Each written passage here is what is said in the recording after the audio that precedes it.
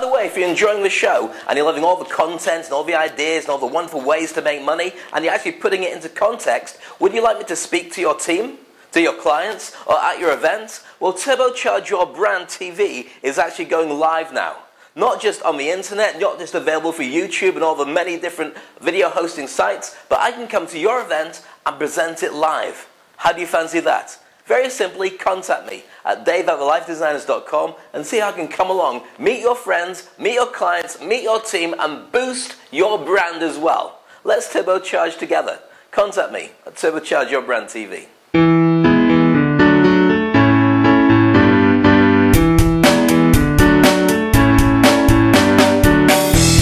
Hi, I'm Dave Crane. Welcome back to another exciting episode of Turbocharge Your Brand TV.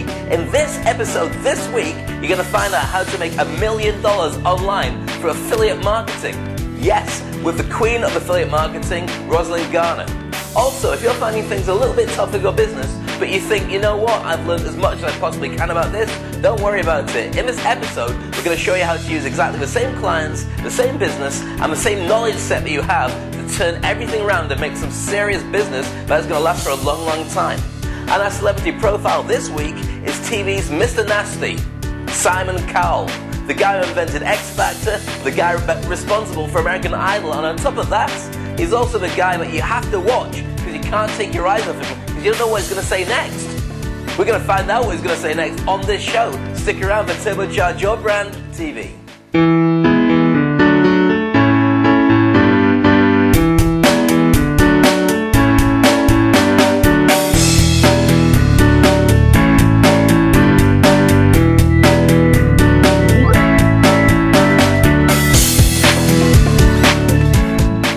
I'm going to reveal a secret to you about networking. Networking is the new currency for making new friends, business partners, and being visible in public. If you want to sell your products and you want to make some real cash, there is no better way of selling than face-to-face. Forget social media. Oh, can't believe you said that. Well, it's true, and it actually comes down to the know, like, and trust that you create with every client. There's nothing better than going to an event and doing face-to-face relationships. But how do you do that? Most people are scared to go to an event and meet people.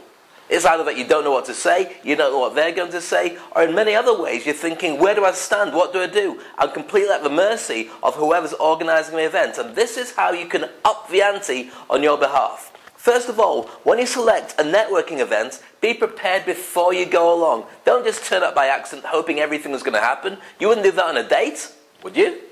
If you do, then stop doing it. Get prepared. Know what it is that you're going to have. A structured plan really helps. Finding out about the target market, who are going along, and contacting the organizers. Offer to help at the very beginning by turning up early and offering to man the registration desk. Why is that? Well, you get to meet and greet everybody, you get to collect and swap business cards with everybody, and you get to cherry pick who it is that you want to talk to later on.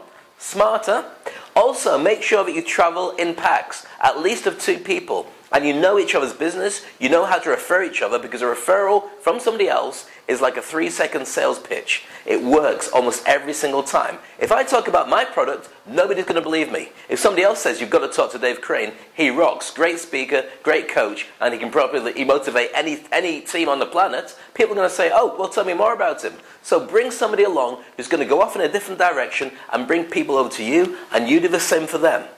Make sure you become the go-to person at that event, networking, collecting business cards and saying, I've got to introduce you to somebody. But if you already have a plan in mind of who you want to talk to, it means you spend less time going, oh, okay, and more time converting business. When you're going around and talking to people, by the way, don't spend too long with anybody. I know it sounds like a really rude thing to do, but literally, you're there to network, not to do a coffee. The more people you collect business cards from who are useful for you and you target them properly, the more useful those follow-ups will be. You can spend hours over a coffee at a later date, or by email, or even on the phone, but at that event, you've got a core target audience you really want to do some business with. Now, once you've met the people you really want to talk to, the next stage is collecting business cards and asking their permission to write on it. Some people have got really cool business cards like mine, in which case, if I just show you this one here, which I've shown you at certain episodes before, and I'll be talking about at a later date. This one's all shiny, so you can't write on it, but most people have got a blank side that you can write on with a felt tip pen or a ballpoint pen. Once you do that, ask for permission, because people don't like it normally. They think it's rude if you write on their card, and say, when can I contact you? Or what can we do business in? Or what can I do to help you? Once you start the conversation going, then you've got permission to write on the card, but make sure that you write on it in front of them, because otherwise you won't remember who it was you were talking to. Once you've done all that, then you are prepared to leave the meeting. Maybe even you leave a networking event 2 hours early, before that bit at the end where everyone sits in and just carries on talking because they don't want to go home and feed the cat. When you leave and you go home, follow up every single business card, every single lead, and every single promise that you said within a time span where people will still remember who you are. People have very busy lives and time is everything. When they go back to their office, or go back home, or go back to feed their cat, other things catch up from the outside world, and within a very short amount of time, they won't remember who they were talking to. Least of all, if they said that they'd contact you, and you didn't bother getting back in contact with them. If it's a particularly expensive or exclusive or wonderful client you really want to talk to, then make sure you collect their card, and if they have no cards with them, get their contact details and ask for permission to contact them afterwards. Otherwise, they disappear, and before you know it, it's 6 months, 12 months before you talk to them again, and they've already done business with somebody who was inspired by the conversation that you had with them and got all their cash.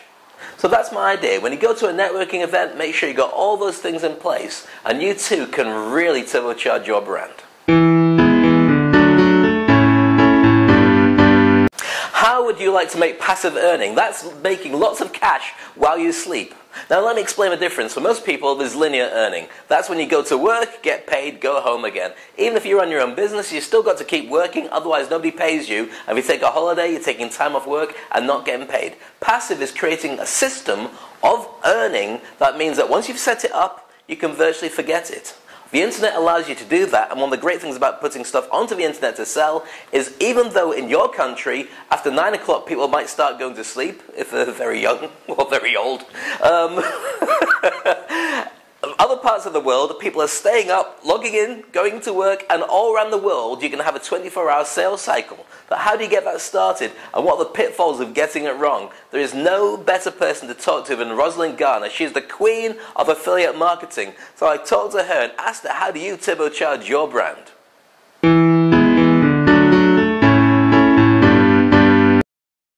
I don't consider myself a salesperson at all. I talk about the products that I like. So, and you can say things that you like and you don't like. It's up to the merchant to actually sell the product. I just talk about the product. I promote it, and I can say things. If nothing is perfect, nothing is perfect. So you can say what doesn't really work for you, but it's better in so many ways than another product would be. You can compare products. And so when you give an honest, unbiased review, people are much more likely to buy that product. So when it comes to people thinking in terms of how to monetize, say, their blog, if they choose a subject that they're really passionate about, whether it's cars or shoes or anything else, there's always a product somewhere that's related to it. So they could just review these things and make money from that. Absolutely. That's really all you need to do. Is there a certain way that you should communicate that over to people, though? And in terms of how you talk about the products. Yes. Honestly, I've always found that's the best policy. In which case they should be talking what, with enthusiasm? Is that what we need to do? I believe in picking only products that you're really enthusiastic about, because if you're speaking with a giant list or group of people, you wouldn't want to be promoting a product that you're not crazy about. Now, you might want to do a negative review on a product, saying that I really dislike this for so many different reasons, and then point them in another direction to a product that you really, really do like. So you have a lot of latitude in how you communicate things to your readers. Just out of interest then, if you're talking about doing a negative review of something, does that leave you open to defamation online? I've never found that to be the case. I mean, as long as you're talking honestly, like if something has a detriment, like if a product has a detriment to it, just being really open about it is, as long as a lot of other people have also come across that, and that's easy enough to check online. I mean, even if you do a video, right? Like, let's say the shoe breaks easily, right? You could hold up the shoe and show it on the video and just say that, well, so and so's similar product doesn't do this. It lasts so much longer. So for people who are interested in getting into it, there's a couple of things that come to mind. First of all, supposing they're just starting out and they don't have a big list of people to communicate to, that's got to be a hindrance for them to start making money. Actually, it doesn't take that long to build a list. What I instruct people to do is to first establish their website, which really only takes a couple of minutes. You buy a domain and then you set up your blog, which is 2 form blanks, and your blog is online. And getting traffic. So what you would do first of all is do some talking about the topics. Let's say that you're doing weight loss products or whatever, and you can talk about general things that you've done, like in terms of exercise or whatever, and lead into those products without having to sign up for the programs. And then what you do is go to forums, and where other people who are also interested in that type of product or whatever, and start helping them. Start getting online and just leaving answers to questions, very full answers to questions, with your web address at the bottom of them, and people will start to come because they'll say, oh, this person really knows a lot about that topic. I want to go and see what else they have to say. And so you're bringing in free traffic that way. And not only that, the greatest benefit of having a blog is that they just generate traffic naturally. If you're blogging on a regular basis, and it doesn't have to be every day, it can be 2-3 times a week. Google notices those things, and they start sending you traffic. Time now for Ask Dave, the bit where you ask me a question, you get a free prize, and I give you lots of great information all about how to really sort out your life. A bit like a life coach, but possibly with a bit more of a telly involved. Okay, Olivia Costello asks, Dave, I work in the real estate industry, or at least I used to. Work has dried up because people haven't got the budgets and not buying the properties, and I'm not making any money. It's predominantly commission-based, and I was making some serious cash before, but everything's catching up with me now. What do you suggest I do? Bit of a long question there, Olivia. Okay, let's look at your existing business. Right now, you have no clients that want to buy real estate. True? But what you do have is a knowledge of what people are looking for in the real estate industry. You also know the spin-off industries related to buying a property. Insurance for the property. Furniture, interior decorating, carpeting, even something as strange as the air conditioning. These are all industries that people who've bought property are using or want to use or need to change and adapt. You already have the ability to move sideways in your existing business and service your existing clients and have relationships maybe as an online seller or channel sales for other people's products, which effectively was what you were doing when you were selling property in the first place. Let me give you a better example of how you could do that. Let's take, for instance, air conditioning. Now, I live in Dubai, where 9 months of the year it's so hot that the air conditioning has to be on all the time, otherwise you sweat like I'm doing underneath these lights. At that time, the air conditioning repairmen are busy, busy, busy. The salesmen are busy, busy, busy. But during the winter, which only lasts 2-3 months, everything cools down. And in fact, more than anything, it becomes difficult to be warm inside your house because it's made to be cool.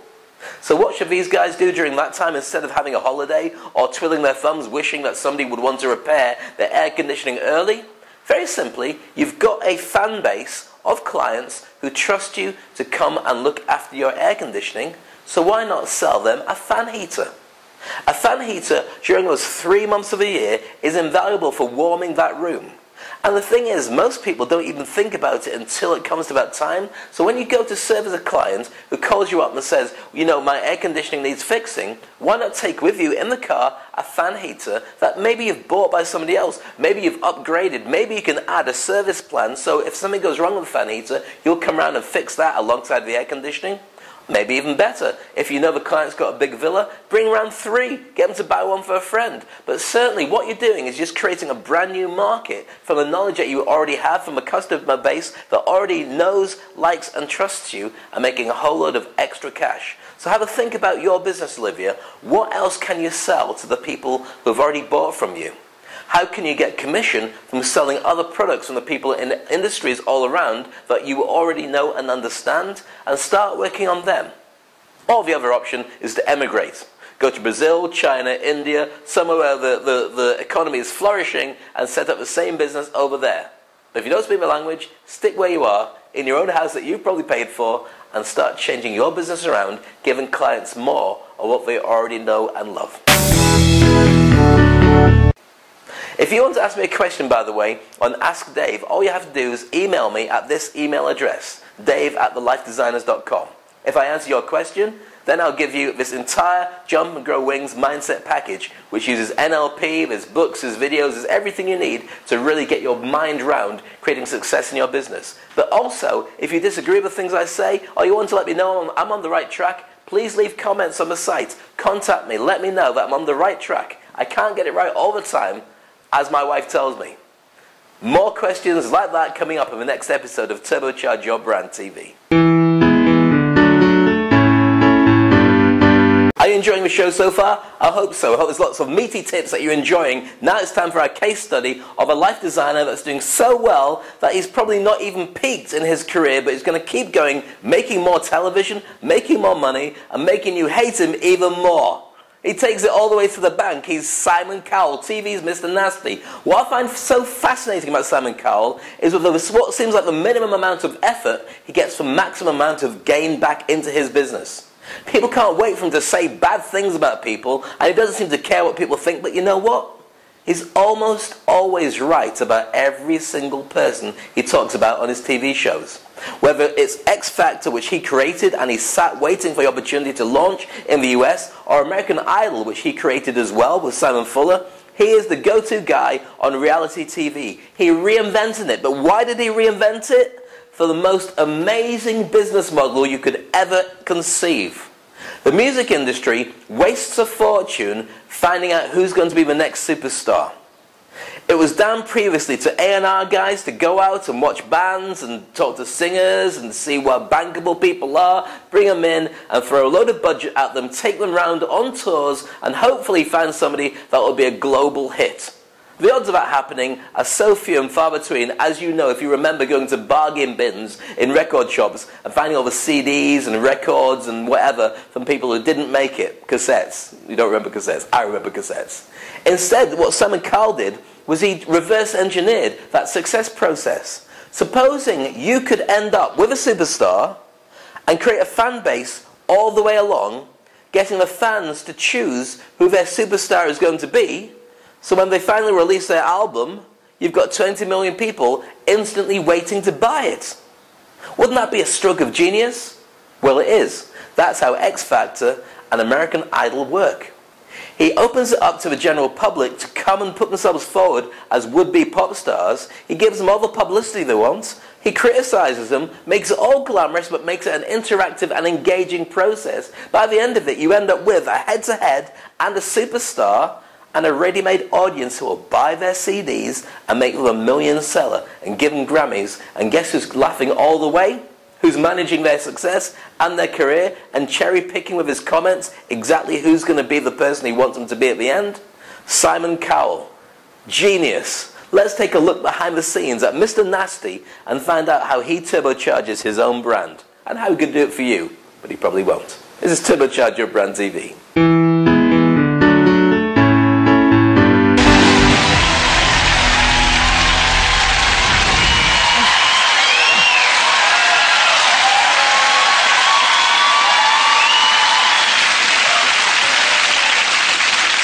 So, nervous?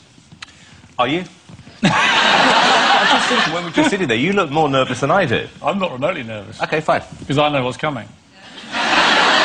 Okay, all right, then I'm nervous. I mean, for a control freak like you, this is the ultimate nightmare, isn't it? Yes, and literally 5 minutes before we went on, I actually sat there and thought, what the hell am I doing? Where is the upside here? Nothing. How important is it to you to be popular? Very important. Whether you're a sportsman or you're in business or, you know, doing what I do where you make TV shows, nobody does this to become 77th. You know, you always strive to be more successful than your competition. And the day that stopped, you have to stop doing this for a living, genuinely. You have to have that drive. Even as a kid, if I was losing Monopoly, I'd tip the board up. Seriously? crazy? Oh, my God, yeah, absolutely. Or I'd be the banker and nick all the money, so I would always win. And... I mean, you are ridiculously competitive. Oh, Piers, coming from you is the best. I mean, see, I'm going to hand it to you on that. You are the most competitive person I have ever met, seriously, in my life. And one of the reasons, I won't use the word enjoy, but sort of put up working with you, is that it actually makes me kind of up my game because you are that competitive. I like to win. Yeah.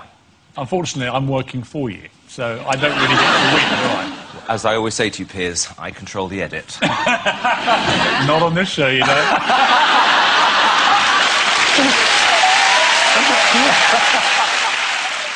But do you think the secret to your success is actually that you are, in many ways, and the way you lead your life, your tastes are quite average, middle of the road, the kind of stuff that the mass market would like? For sure.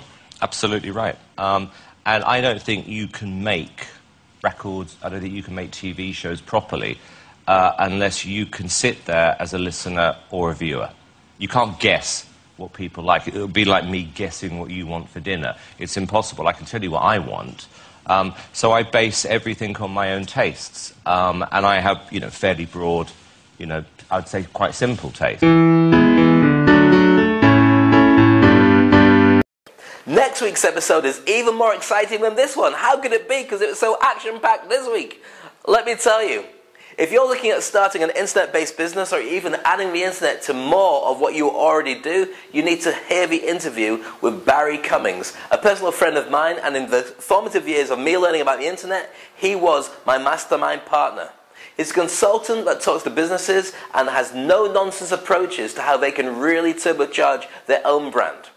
Also, if you're a journalist and you're thinking, I can't make money anymore being a journalist, nobody reads magazines, newspapers, the business model doesn't work anymore, what's my next stage? You need to watch my show next week to find out. There's an area that is growing that's going to make you more money than you could ever dream. But I'm not going to tell you what it is until next week.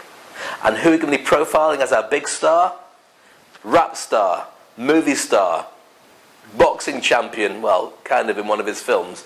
He's the guy who was able to go from a TV career in a very funny, geeky kind of way to being one of the most sought-after box office successes of our lifetime. He had a run of 6 films that all grossed over 100 million each one in a row. Who is he? Will Smith.